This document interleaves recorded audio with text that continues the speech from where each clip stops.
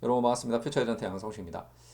최근에 여러분도 다 뉴스를 보셨겠지만 명동 퇴근길 대란 문제 화제가 되고 있습니다. 저도 우연히 보고 이제 내용을 보니까 진짜 그 행정을 했던 그 담당자가 어떤 생각으로 그렇게 했는지 모르겠지만 진짜 근시안적인 행정이 아닌가 그런 생각이 좀 듭니다. 물론 시민들 편의를 위해서 했기 때문에 뭐 마음이 잘못됐다고 할 수는 없겠죠. 근데 이런 우리가 행정을 할 때 뒤에 일어날 일도 조금 한번 생각해 볼 필요가 있습니다.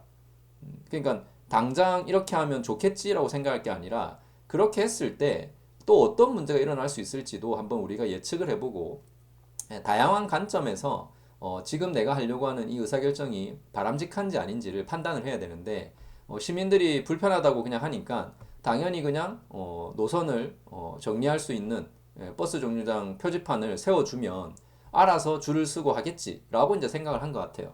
근데 오히려 그게 지금 오히려 그 퇴근길 대란을 지금 일으키고 있다는 거죠. 자, 그래서 제가 한번 챗GPT를 이용해서 만약에 이 버스 정류장에 그 노선에 그 버스 정류장 줄서기 표지판을 설치하기 전에 챗GPT를 이용해서 우리가 만약에 그 뒤에 일어날 일도 한번 예측을 해볼 수 있을지 않을까 그런 생각이 좀 들어가지고 제가 가상으로 이렇게 한번 줘봤습니다. 원래 이 지금 명동 같은 경우에 버스 정류장 그 바닥에 원래 12개 노선의 대기줄이 표시돼 있었거든요. 근데 이제 거기에 노선이 더 추가되면서 총 29개로 늘어났습니다. 그래서 추가된 노선만큼 또 줄서기 표지판을 만들고 이렇게 그 승객들이 줄을 서도록 만든 거죠. 근데 이제 이거를 할 때 그러면 이걸 추가 설치하려고 하는데 여기 일일 탑승객이 한 9,500명 정도 된답니다. 뭐 거의 한 10,000명 정도 되죠. 그래서 제가 요거를 제시해주고 그러면 이런 지금 상황에서 추가 설치를 했을 때 예상되는 문제가 있다면 어떤 게 있을까? 이 방법이 문제가 있다면 디지털 기술 등을 활용한 더 좋은 방법이 있는지 한번 제가 물어봤습니다. 첫 번째 일단 이렇게 했을 때 어떤 문제가 예상이 되는지 그래서 이렇게 물어보니까 예상되는 문제를 이렇게 챗GPT가 알려줍니다. 자, 첫 번째 혼잡도의 증가. 기존 12개 노선에서 29개로 늘어나면서 대기 공간이 혼잡해질 수 있다. 그래서 이제 혼잡은 더 심화될 수도 있다. 이렇게 지금 예상되는 문제를 일단 줬고요. 그 다음에 추가된 노선으로 인해서 탑승객들이 자신의 노선을 찾는데 혼란을 겪을 수도 있다. 왜냐하면 이렇게 막 줄을 다 서 있으면 이게 어디 줄인지 또 판단하기가 어려울 수도 있지 않습니까? 근데 뭐 일부 또 버스 승객들은 오히려 그 노선을 찾는데 더 쉬워졌다라고 하는 분들도 인터뷰해 보니까 있더라고요. 그래서 요거는 이제 생각을 또 해볼 문제인데 어쨌든 이런 그 노선이 너무 많아지면 복잡해지면 사람이 너무 많이 복잡해지면 그 노선을 찾는 게 더 어려울 수도 있다. 뭐 이런 좀 예상도 했고요. 그 다음에 더 많은 노선이 존재하면 버스의 도착과 출발 시간 조정이 복잡해져서 대기 시간이 길어질 수도 있다. 지금 현재 일어나고 있는 문제가 바로 이 문제죠. 왜냐하면 이제 딱 그 버스 정류장 그 위치를 딱 정해놓다 보니까 해당 번호의 그 버스 정류장 위치에 서야 되거든요, 버스가. 그러니까 항상 거기에 서서 그 승객들이 다 타고 나면 그 버스가 출발해야 또 그 다음 버스가 될 수 있고 이러다 보니까 계속 이제 대기가 길어지는 거죠. 그래서 이제 이게 지금 사실은 제일 큰 문제죠. 그 다음에 안전 문제. 대기줄이 너무 많아지면 안전상의 문제도 발생할 수 있다. 그래서 이제 이런 안전의 문제도 우리가 생각해 봐야 된다. 그래서 이제 예상되는 문제를 한 네 가지 정도 이렇게 일단 줬습니다. 물론 이제 이게 우리가 이제 챗GPT가 준 예상 문제인데 뭐 이거를 우리가 무조건 일어날 거다 이게 아니라 뭐 이런 문제도 일어날 수도 있다면 이 방법이 진짜 좋은 방법인지를 또 생각해 봐야 되는 거죠. 그러니까 무조건 노선 표지판을 만들어 주는 게 좋을지 다시 한번 또 검토를 여러 가지 측면에서 해봐야 되는 겁니다.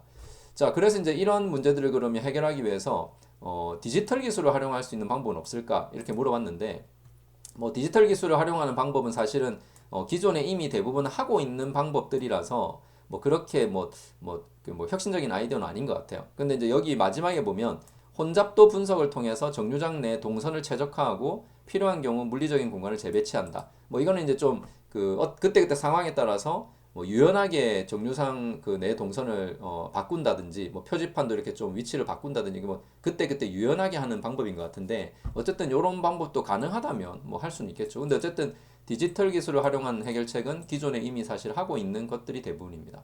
자, 그래서 제가 그러면 이 방법들 말고 제 생각에는 이 문제의 핵심은 버스 정류장에 표지판을 추가하기 전에 그 추가했을 때 일어날 문제를 미리 좀 예측을 할 수 있다면 그러니까 디지털 기술을 활용해서 아니면 인공지능을 활용해서 그 표지판을 늘렸을 때 일어날 수 있는 미래를 좀 시뮬레이션 할 수 있다면 더 좋지 않았을까라는 생각이 들더라고요. 근데 요즘 여러분 디지털 트윈이라는 기술이 있는 거 아시죠? 그래서 이 디지털 트윈 기술을 사용하면 실제 어떤 현실에 뭔가를 적용하기 전에 가상에서 미리 그 시뮬레이션을 해볼 수 있는 게 이 디지털 트윈 기술의 핵심이거든요. 그래서 제가 이런 행정을 그러면 할 때 디지털 트윈 기술을 활용하면 도움이 될 것 같은데 어떻게 생각하니라고 물어봤습니다. 자, 그랬더니 여기 이렇게 나오죠. 자, 디지털 트윈은 물리적 대상, 과정, 시스템 또는 장소의 가상 모델을 생성해서 실시간 데이터와 상호작용할 수 있게 해줍니다.